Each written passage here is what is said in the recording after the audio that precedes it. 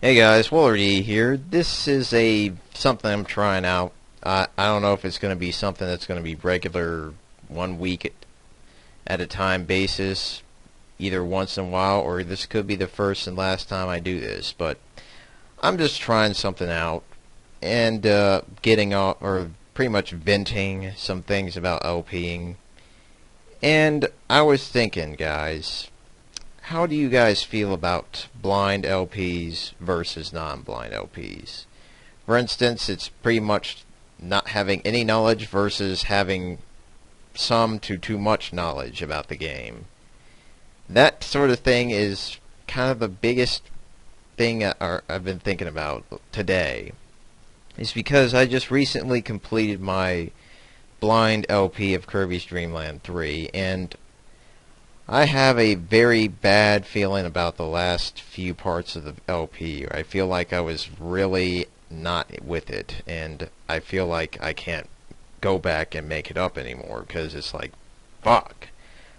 I was not into it. I felt like I screwed up, and basically that doubt's rolling around in my head at the moment. So that's why I want to discuss things about this. I'd say that I don't have a really big preference, but I'm starting to learn or think about some things that I could do in the future. But anyways, blind LPs. I'll say what I like about blind LPs. For instance, doing blind LPs is awesome because it offers a new experience to the person playing the game. And it's kind of like a treat to yourself, where you basically take things in and make yourself feel like you're doing something new and imaginative, or just something fresh, and it's kind of nice. And because of that, if you were LPing this game, recording it for other people, you get to show off your viewers what you're thinking of the game when you're playing it. So the reactions are a lot more genuine. You basically will try things out and see how it works, or you can just play through the game and it's like, oh, I thought that was really cheap or something, or just be like pretty much live with the commentary, like you're with it in a sense. That thing's kind of nice. And also, again, with the reactions, it generates reactions that are pretty much impossible to achieve with LPs or with games that you already know and played, because you know what's coming. It's pretty much like, oh, yeah, that part came. Or it's like, you pretty much are just explaining the game at that point. In this case, you are experiencing the game at that point. So it's like fresh and new to you, as well as the other people if they saw it for the first time. And the thing is that the ending usually has very definite feelings upon you. You either are blessed with the moment of satisfaction of playing through the wonderful game, or you are disappointed with how the game sets itself up, only to fall down right at the end, or you were just disgusted with the game start to finish. That kind of thing. You usually won't be willing to tell that to your players if you already know about the game, and say, oh, I know this game's okay, or something like that. That's the thing that I like about blind LPs. It's those qualities that make it worth viewing, in my opinion. I mean, that's the things I would look for. The dislikes about blind LPs are basically, it's very high pressure to get things right the first time, because you can't re-record it if you fuck up, unless if the video just happens to bumble up and you're like, well, I guess I have to redo it anyway.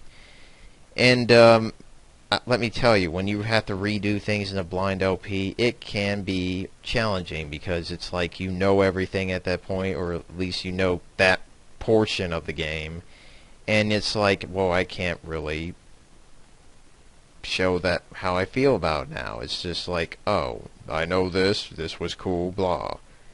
That kind of thing. So there's no room to redo stuff if there's mistakes in the video. So, and that's another thing about blind LPs. You basically will be showing off you'll have to accept that you'll make mistakes, because if you don't accept that you'll make mistakes, you'll probably have lots of trouble with blind LPs, because it's pretty much you going through the game not knowing it, and if you fuck up, you're gonna have to say that you fucked up. So that's the thing. And finally, last but not least, blind LPs prevent you or make it difficult for you to provide some information or insight on what the game's trying to do at various points, because you don't exactly know. Once you play the game for a while and get in your head, it's like, oh, that's what what's what I was supposed to do there. And then you're like, then you get to show it off then if you were actually LP'd again sometime, but at that time you're like, you're still trying to figure it out yourself. So that's the thing that kind of sucks about blind LPs.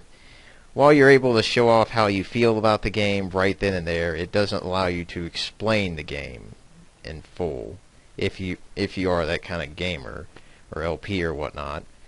Now the non-blind LPs, I'd say the nice thing about those games is that it allows you to challenge yourself if you're very familiar with the game. For instance, if I were to LP Resident Evil 4 right now, I would do some crazy ass challenge, or at least do something that would make the game harder for me, because if I were to play the game normal, I would get fucking bored.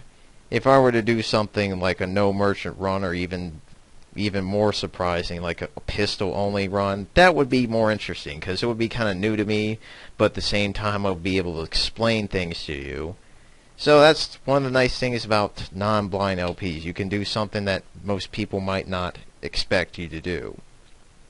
Another thing about non-blind LPs is that you'll be more relaxed when you're playing the game, I would say. Because for one thing, you know what the game's going to throw at you. It's going to be more comfortable because you're used to controls and know what to do when something happens, etc., etc. So you'll be able to not be focused so much on the gameplay and more on what you're trying to say and such. And of course, that's not always the case, but most of the time that usually will come. If you're more comfortable around other people, you're probably going to say more to those people, etc., etc. Another thing about non-blind LPs that are nice is that because you know the game, you are able to, for those that like to explain things, you're able to do it to a really good degree. You'll be able to express it concise, you won't fumble over it, and you'll be able to show it off if need be to prove a point. It's really nice when you can have that resources to do that sort of thing. And last but not least, playing old games that you know and loved, or maybe have hated, you can relive those memories while playing the game. And sometimes your memory might not catch everything, so it still might surprise you here and there.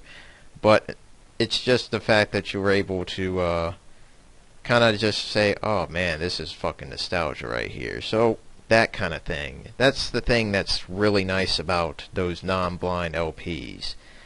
The things that suck about non-blind LPs is that staging things are literally, or can happen. Like if you're trying to show off.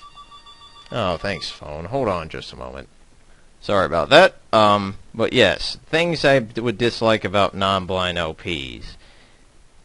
You have a tendency to possibly stage things at times where you might fake a reaction or force something that you shouldn't technically convince the audience of, honestly. Like, for instance, forcing a scream out when something crazy happens. That kind of thing can tend to happen, especially if you're retaking things and you get reminded of said things that happen.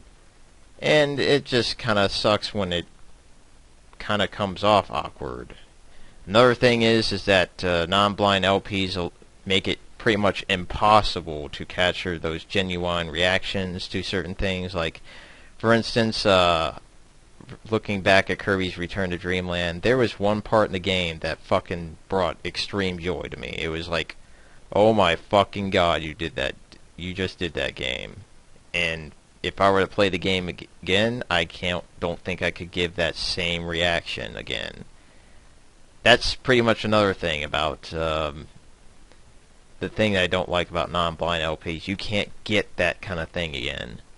And the third thing that I think I am very guilty for, especially like Shaq Fu, yes, I'm not exactly proud of Shaq Fu. There are people that have been commenting on that LP for quite a while, and I will tell you this, I want to redo that like hell, because I feel like I misrepresented that game. And it's because of how bitter I was towards it when I was a little kid, and I was pretty much reliving that bitterness again. And because of that, I feel like I didn't do a good enough job showing off that, oh, I should probably know how to play this game first before I start dissing the shit out of it. That's the thing. So, I think that's what I have understood about blind LPs versus non-blind LPs. And here's what I'm learning about now that I've thought pretty hard. I mean, at least it's been on my mind all day. I say my best blind LP or playthrough work is actually when I stream the games to you guys. I always enjoy doing those streams where I don't know much about the game, because at that time the experience is live, and then at the same time you can talk about what the people are there. That's really one awesome thing about doing blind LPs as streams, because we're blind games. We're playing through it blind, basically. Because it's like, holy shit, guys, did you see that? And it's like, yeah, we did, man. Or something like that. It just really makes it so that you can kind of connect with your viewers there. And it's really nice because, I mean, I played like frickin' Skies of Arcadia, Legends. I played the latter half of Dragon Quest VIII, blind. And it was really amazing. It just really helps me remember it all the more now, looking back on it. So, I think what I'm going to probably do in the future, guys, is I'm going to try to make blind LPs more like streaming a game blind, because I feel that that kind of feeling is best shown live as opposed to recording it. So, that's my thoughts on it. And I really hope you enjoyed listening to me for 12 minutes about this kind of topic. And if you guys really like it, I can continue this, because I'm pretty sure there's a lot of things you think about when you're doing your LPs, or if you're a person that just watches LPs, or you're just some guy that just randomly clicked on this video, what the fuck is this guy going to talk about, kind of thing. So, please, guys, if you have any feedback, any thoughts, anything that you have on this, please let me know, because I like to talk about it. I mean, it's on my mind, and it seems like a pretty interesting topic, in my opinion. And if you really like this little segment that I just did in like 30 minutes, yeah, I had to retake it, of course, but please, just say, go ahead, Waddler, I like it. Keep it up. So, thanks you for your time. Hope you have a great weekend and a great Memorial Day on Monday. Have a great day, and adios.